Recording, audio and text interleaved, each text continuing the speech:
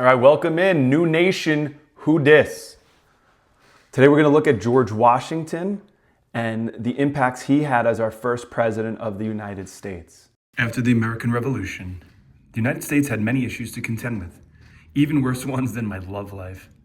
They were in a lot of debt and did not have a good system to deal with money. Sort of like that friend who always wants to hang, but is constantly asking you to spot them.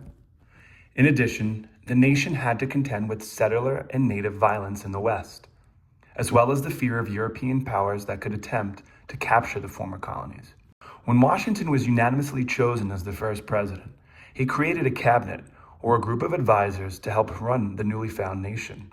One of the most consequential advisors, Alexander Hamilton, had a financial plan that Washington embraced to improve the economic condition of the United States. Hamilton's financial plan is as follows. The national government would assume or take on the debt of the states to improve the credit of the federal government, sort of how your parents pay for everything for you. Hamilton convinced Congress to create a national bank, which would take in money from tariffs, which would then also go to fund payment of that national debt. Congress and the Federalists argued that they could create the bank due to a part of the Constitution called the Elastic Clause, or the Necessary and Proper Clause, which had said, Congress can make all laws which are necessary and proper for carrying into execution the foregoing powers and all other powers vested of this Constitution in the government of the United States or in any department or office thereof. Finally, Congress passed the whiskey tax, which put a tax on whiskey that led to violent rebellions by farmers in western Pennsylvania. President Washington rode by horse to areas of the Whiskey Rebellion with the U.S. Army in order to demonstrate the power of the new Constitution's federal government. Hamilton and Congress's work led to the unofficial formation of political parties, the first two of which were called the Federalists, with the likes of Washington, Hamilton, and Adams, while those, particularly in rural areas in the South, like Jefferson and Madison, the main author of the Constitution, they called themselves Democratic Republicans.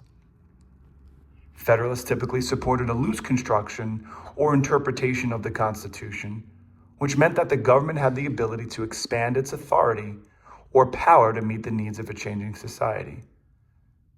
That is seen today by laws and agencies in the federal government that deal with, say, the internet, which was a technology that did not exist at the founding of the nation.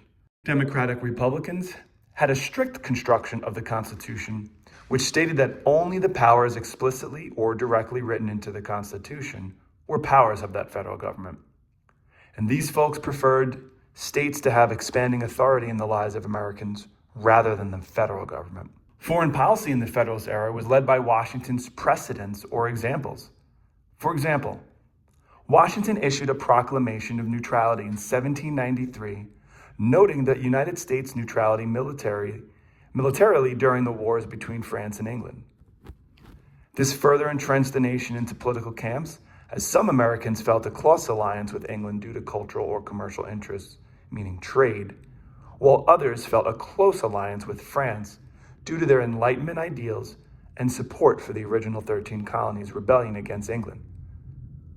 President Washington, however, felt that the new nation's military and financial position were too weak to lend their support and should instead focus on improving things domestically.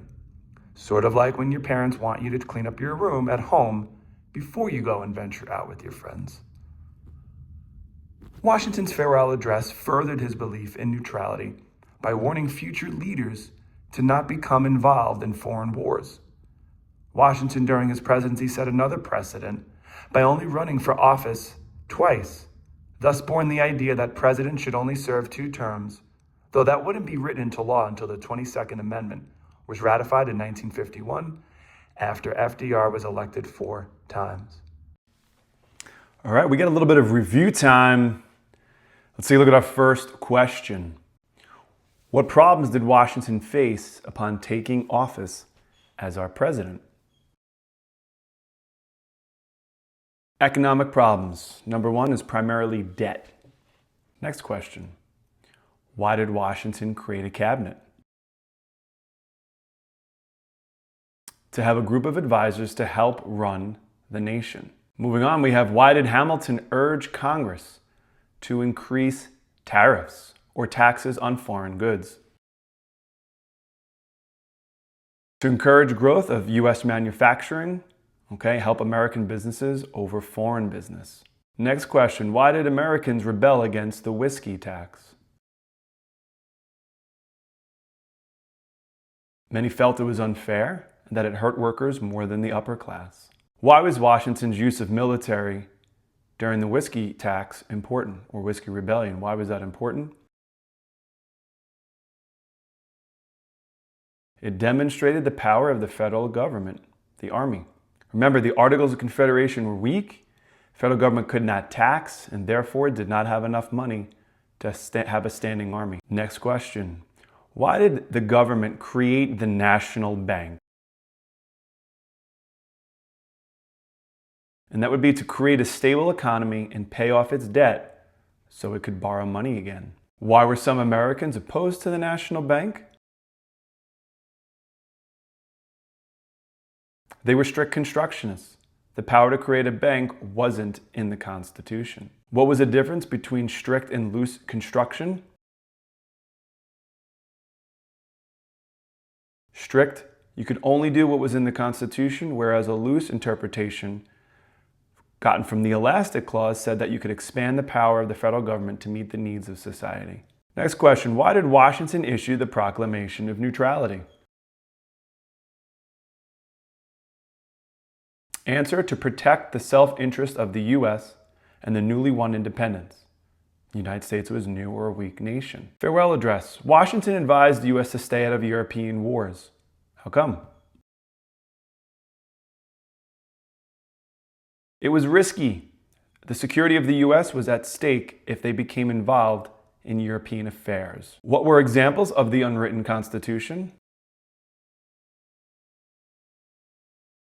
Cabinet, two-term limit for presidents, and political parties. And our last question, why were the first two political parties created? Answer, conflict over who should have more power, federal or state government. All right, so that's all we have for you today. If you have any questions, please feel free to reach out, schedule an extra help appointment, use your materials, and test your memory. Good luck.